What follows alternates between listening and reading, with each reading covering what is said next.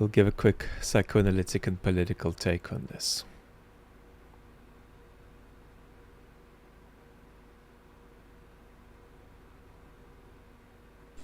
And finally, I guess the purpose of this more than anything else is we're going to be changing the name of Lake Ontario, effective immediately, to Lake America. That's going to take place right now as I sign the order. Do you have anything to say about it, Ben? Yes, sir. So this is a straightforward but important executive order. Just so humiliating for everybody to participate in this farce that Trump's orchestrating. Information Service to reflect that Lake once known as Lake Ontario will, from this day forward, be known as Lake America. This is a lake that has most of its volume in the United States. The deepest parts of the lake sit in United States territory, so this will reflect that this is an American lake. Thank you. Okay. Then he signs it, and then there is this bit.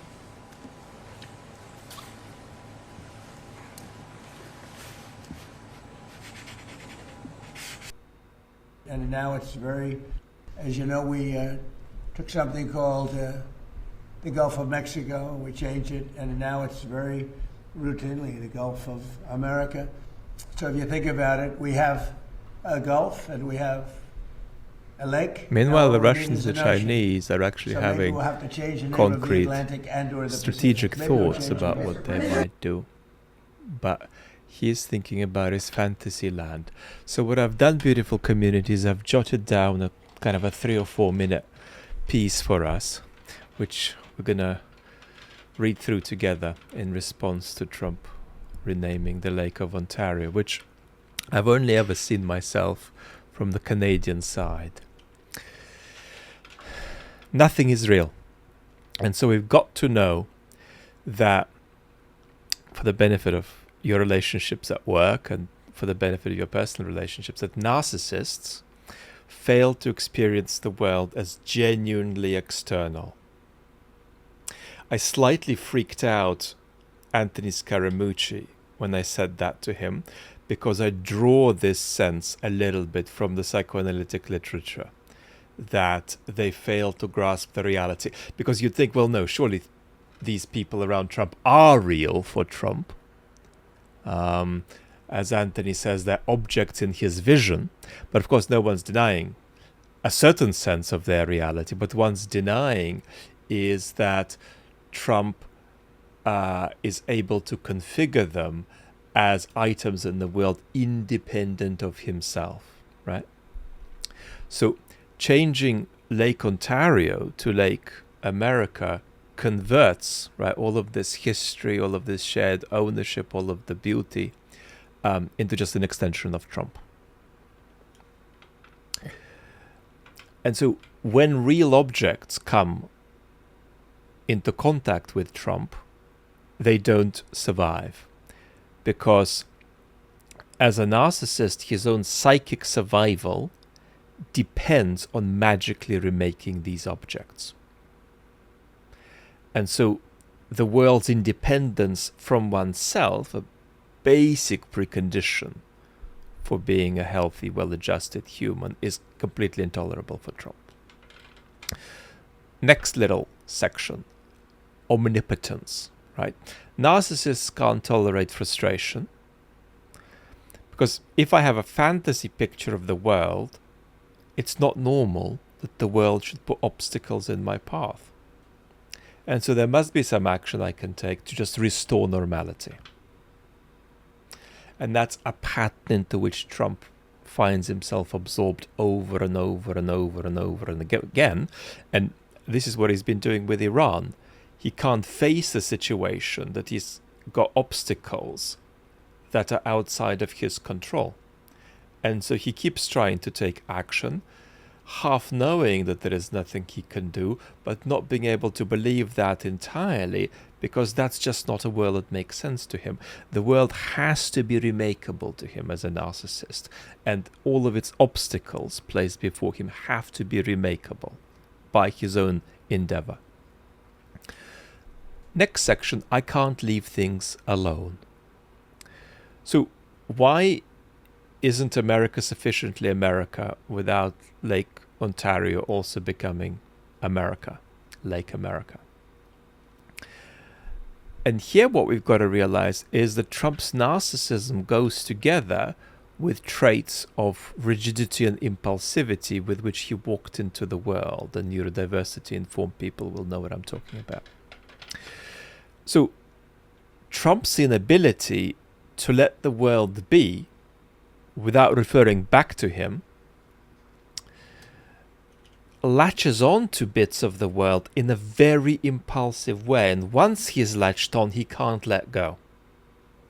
So you see, a less impulsive narcissist would screen bits of the world he wants to remake for significance. Is this big enough to get involved with? For efficacy, for persuasiveness, am I going to look silly if I do this, or are people roughly just about going to take me seriously, and so on. And Trump can't do any of that. So today it's Lake Ontario, but tomorrow it could be the Atlantic Ocean or a filing cabinet. Trump cabinet. And he'll say something beautiful about the quality of the wood. Or worse, Vladimir cabinet. Vladimir cabinet. He's got portraits of Vladimir in there. And now a political remark. The politics of post-truth action. Now, of course, we know about the concept of post-truth discourse, when politicians saturate the informational environment with mutually exclusive claims, resulting in citizens doubting not the particular claims, but truth itself. Now, post-truth action is a bigger head screwer for us, because it extends post-truth from narration of action to action itself. Post-truth action is action taken outside of the realm of cause and effect. It has motives, all right, because human beings are rational actors in the end, in some broad sense of rationality, right? But these motives might be to do with action as an end in itself, or action as a prop for particular speech act. I'm going to do this just so I get the chance to say these particular things. Or it's action to satisfy the impulses of the actor. And it's in that kind of porridge of motive that we're going to locate the essence of the Iran war, right?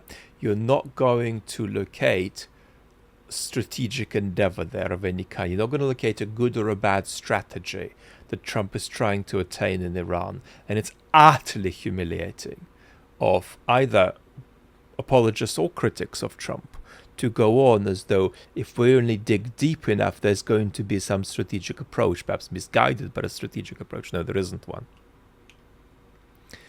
There might be one in the minds of people in the Trump administration who are sort of hanging on to Trump's coattails here, but Trump himself doesn't have a strategy, right? So I'm not sure that renaming Lake Ontario is a post-truth action just because it might be more productive to call it post-truth communication. But the unreality of this act mirrors Trump's wider political and economic relationship with Canada, with Iran, with Ukraine, with Russia. And so this is a microcosm for how he is doing politics generally. And there are real consequences here, right? And the consequences are that the American empire is prematurely dismantling itself in the face of social forces which threaten it, but which it could nevertheless resist. US imperial decline is inevitable at the moment. So nobody could simply halt that. But all kinds of political projects in the United States could do something different to rapidly and needlessly rapidly accelerating it, which is what Trump is doing, right? So the problem then is that this imperial slide that is accelerated 5x by Trump is occurring outside of Trump's fantasy land. And therefore for Trump it doesn't exist. Lots of love.